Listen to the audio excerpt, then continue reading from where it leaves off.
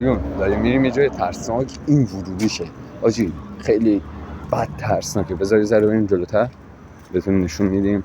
بعدش آقایون اگه این ویدیو خب اون داخل خونه خرابه هم هست، جنگل ماننده، اون پشت هم یه جنگل، اینجا مازندرانه. نگه این ویدیو 1000 تا بازدید بخوره بریم داخل اون خونه خرابه، یه فیلم درش میزنیم. آره میریم داخل خونه خرابه، اون سر میبینیم بچه‌ها همین جنگله. خب بعدش این گربه مدام بشه.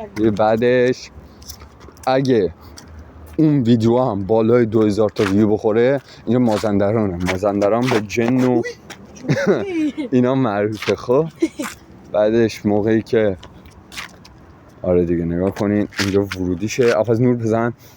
آره دیگه بعدش ما میریم تو کوه، احتمالاً شبم بشه ولی روز میریم، 2-3 صبح میریم زیبایی‌ها و طبیعت مازندران رو بهتون نشون میدیم. آره اینجا زمین کشاورزیه، خیلی سنگینه اینجا. خب این ورودیشه. اون کل اینجا رو بگم. آره دربش معلومه، این درشه آجی. بعدش میریم این پای خونه خرابه است. 20 تا فالوور مشترک برسه هم 20 کا میشه دیگه، درسته؟ 20 تا نه 1000 20000 تا برسه مو مستاب بزنم بخدا رسه. آره. بعدش قول میده ویدیوش هم من میذارم. بعدش این که آره دیگه اگه این ویدیو 1000 تا بازدید بخوره، 2000 تا بازدید بخوره، میریم داخل اون خونه خرابه شب با اون پشت جنگل. خیلی ترسناکه.